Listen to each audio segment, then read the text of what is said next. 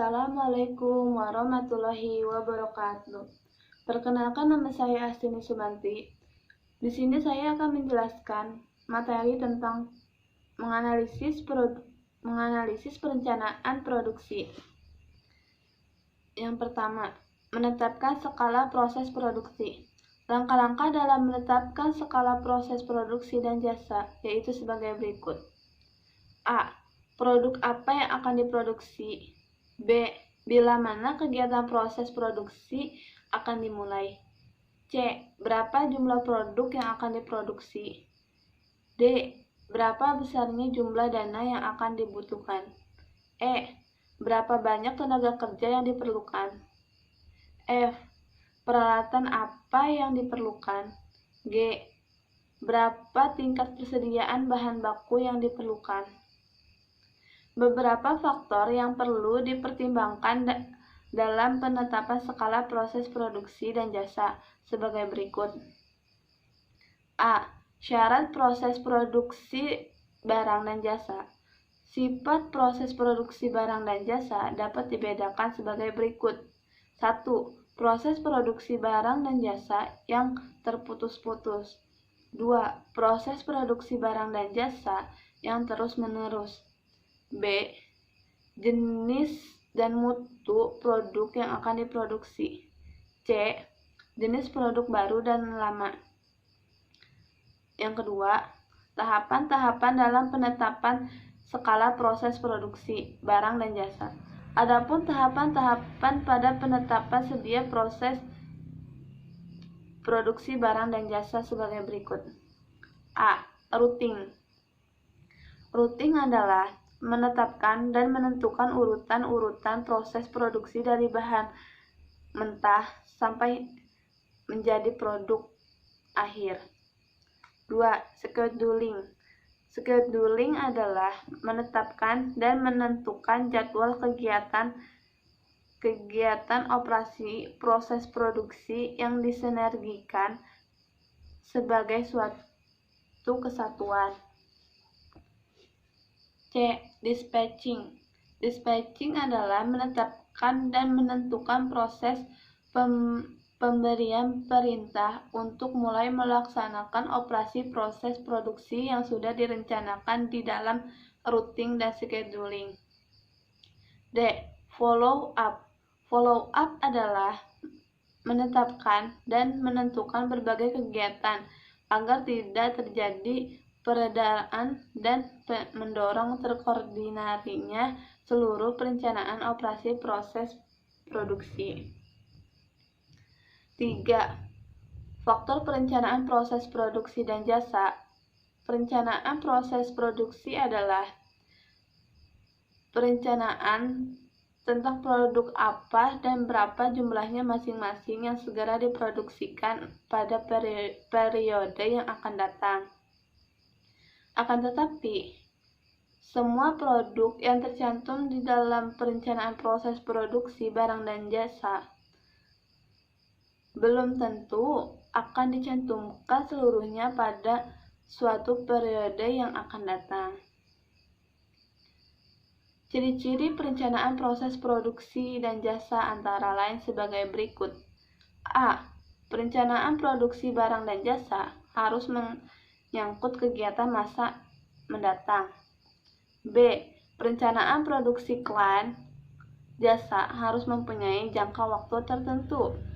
C. Perencanaan produksi barang dan jasa harus mempersiapkan tenaga kerja, mesin-mesin, bahan baku, metode pengerjaan, modal, dan sebagainya. D. Perencanaan produksi dan jasa harus dapat mengordinir kegiatan produksi dengan kegiatan bagian lainnya. E. Perencanaan produksi dan jasa harus dapat menentukan jumlah produk, jenis produk, warna produk, urutan produk, bentuk produk, dan sebagainya. Adapun syarat-syarat perencanaan proses produksi dan jasa antara lain sebagai berikut. A. Perencanaan produksi barang dan jasa harus disesuaikan dengan tujuan usaha. B. Perencanaan kerja, produksi, dan jasa harus sederhana, dimengerti, dan dapat dilaksanakan. C. Perencanaan produksi dan jasa harus memberikan analisis dan klasifikasi kegiatan. 4. Persiapan perencanaan proses produksi dan jasa. Adapun persiapan perencanaan proses produksi dan jasa meliputi hal-hal sebagai berikut. A. Prosedur persiapan. Prosedur persiapan perencanaan proses produksi dan jasa antara lain. 1. Seorang wirausahawan perlu membina gagasan produk dari konsumen atau pembeli. 2. Seorang wirausahawan perlu mendorong pada karyawan untuk ikut memikirkan gagasan produk yang akan diproduksi. Yang B. Penyaringan gagasan. Tujuan utama penyaringan gagasan proses produksi dan jasa untuk mendapatkan gagasan yang baik dan tepat di dalam pembuatannya. E. Analisis gagasan. Seorang wirausahawan selanjutnya mengadakan analisis terhadap gagasan operasi produksi dan jasa dari berbagai macam usaha.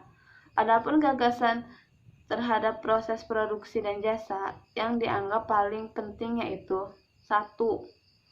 Potensi permintaan terhadap produk. 2. Jumlah penjualan produk.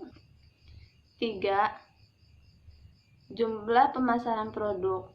4. Kemampuan produk yang mendatangkan laba. Yang D.